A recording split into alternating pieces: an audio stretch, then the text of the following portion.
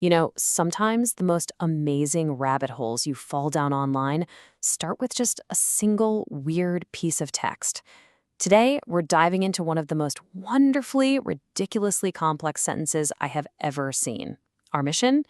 To figure out what it is, what it means, and what it might just tell us about ourselves. Okay, let's get into it. Okay, just take a second to look at this.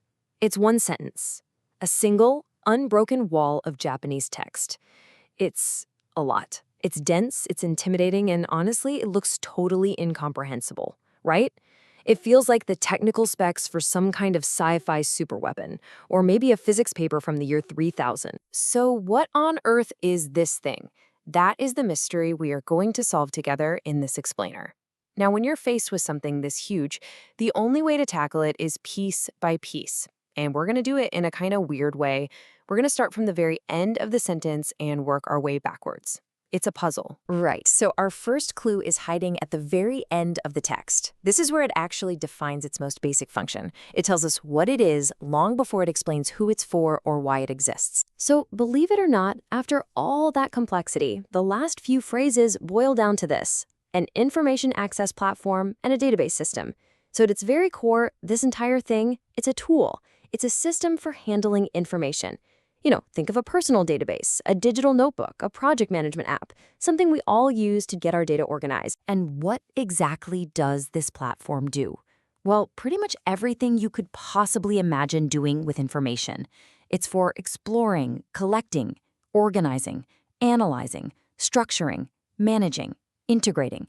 The list goes on. This is no simple to-do list. It is a completely all-encompassing system designed for total information mastery. The description is just incredibly thorough. Okay, so we know we're dealing with a ridiculously powerful information management system. So the next logical question has to be, who on earth needs a tool that is this extra?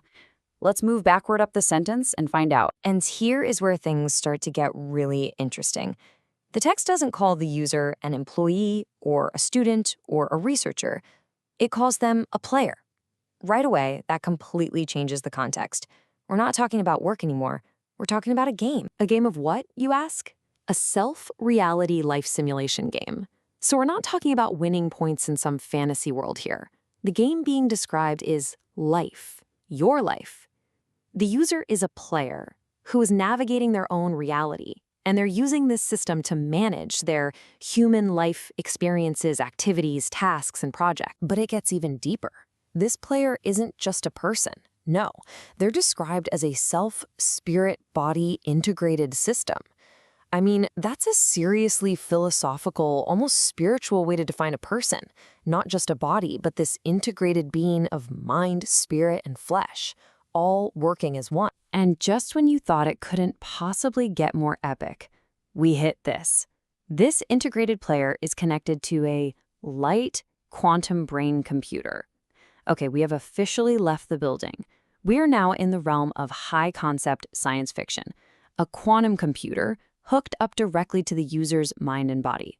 So let's recap for a second.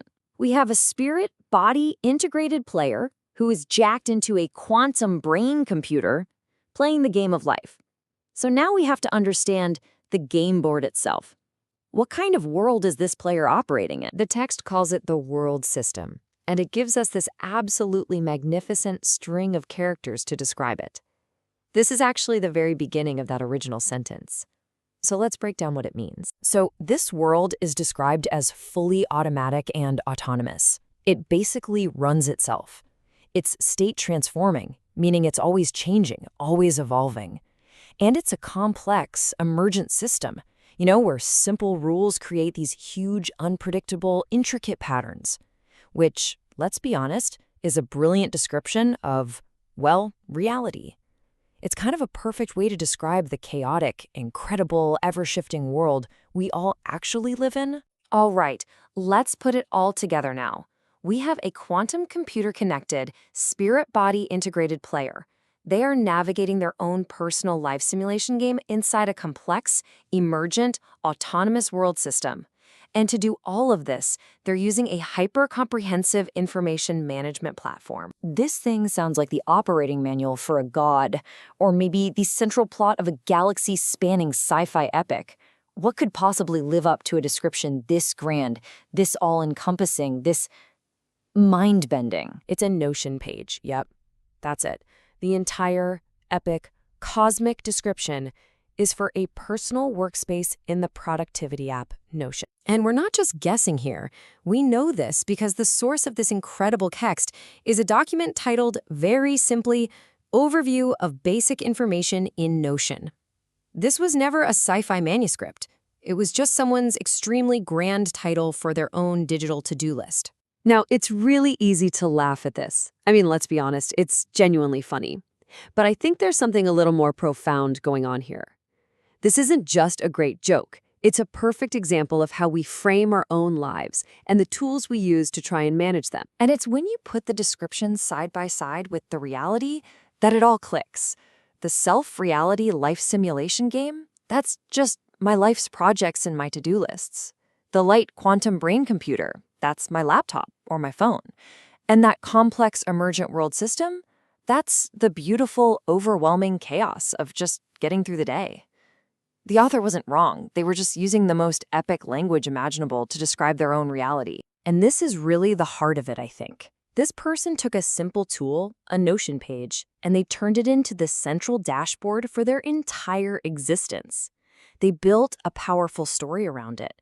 By framing their daily tasks as a cosmic game, they gave them meaning, they gave them importance, a sense of epic scale. We don't just use these tools to be productive. We use them to build a narrative, to make sense of our world and our small place in it. You know, whether it's a spreadsheet that's organized down to the last cell, a color-coded calendar, or just a messy desktop full of icons, we all build these little worlds on our screens to help us manage the much bigger world outside. So it kind of makes you wonder, how do you frame your reality? What's the grand title you would give to your own to-do list?